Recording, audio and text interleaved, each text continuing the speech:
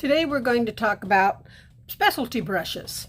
Specialty brushes are those convenience brushes that you can use flats or angles to do the whatever you're working on, but a specialty brush just makes it a little bit easier.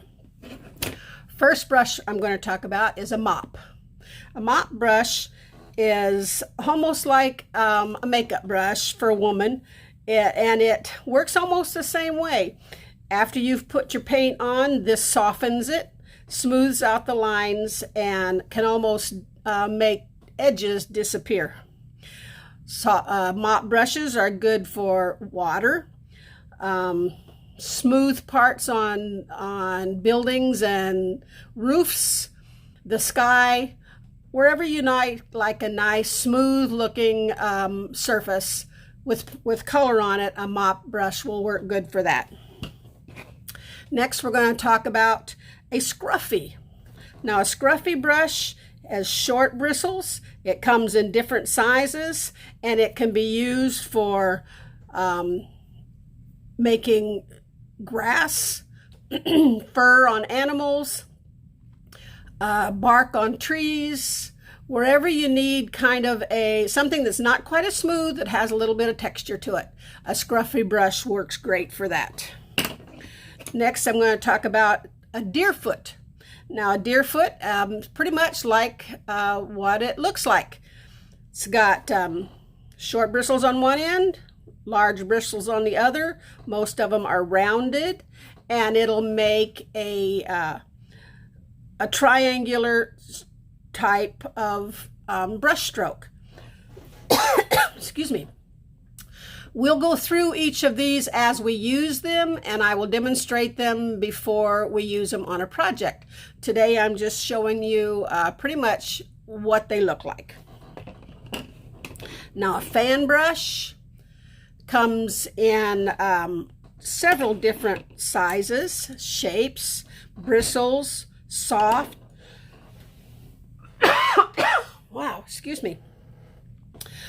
These can be used for trees, clouds, grass, water. The bristles can be great for branches on fir trees. You can even get a little tiny one for small miniature type projects that you're using. Fan brush is great for fur on animals. You can find lots of different uses for a fan brush. They make great clouds. And this is a type of a fan brush, but it's like almost a rounded cat's paw or feather brush. It's great for fur on animals, making lots of pretty flowers. You can use this type of brush wherever you need to spread things out and make individual lines without having to do it one line at a time. Next, we have kind of a wavy looking brush. These brushes are good for trees, mountains, streams, wherever you need several lines at once coming down without having to do it one line at a time. It just makes it a little bit easier. These are great for bushes, trees, and especially those in the backgrounds, trees in the distance. This brush is called a rake. It has several bristles on the bottom plus small little bristles on the top that are spaced like hair, but not completely exactly the same all the way across. Rakes are also good for animal hair, trees.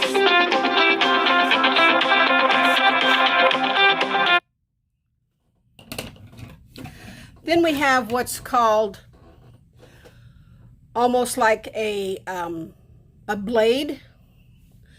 These are great.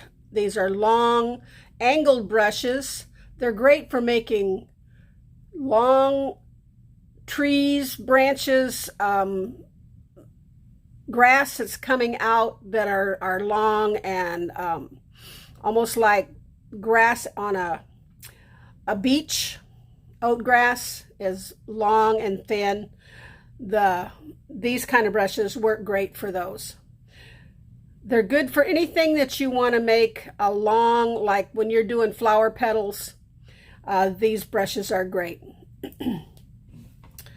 This brush is called a foliage brush.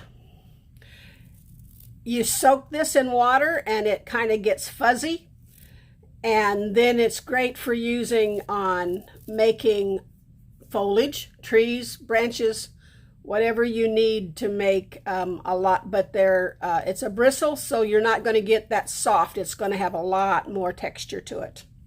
These are just some of the specialty brushes that you can come up with and use. There are bristle brushes that you can use. This one can be used for working on fabric, stencils. It has kind of a rounded, stiffer bristles to it. This is really good also for, especially for fabric, when you're trying to scrub the paint into the fabric so that it will stick. Now that's pretty much what the specialty brushes are. There are a lot more out there, but these are just a few that I use. Next, we're going to start working on what kind of paint to use, and that will be coming up in our next video.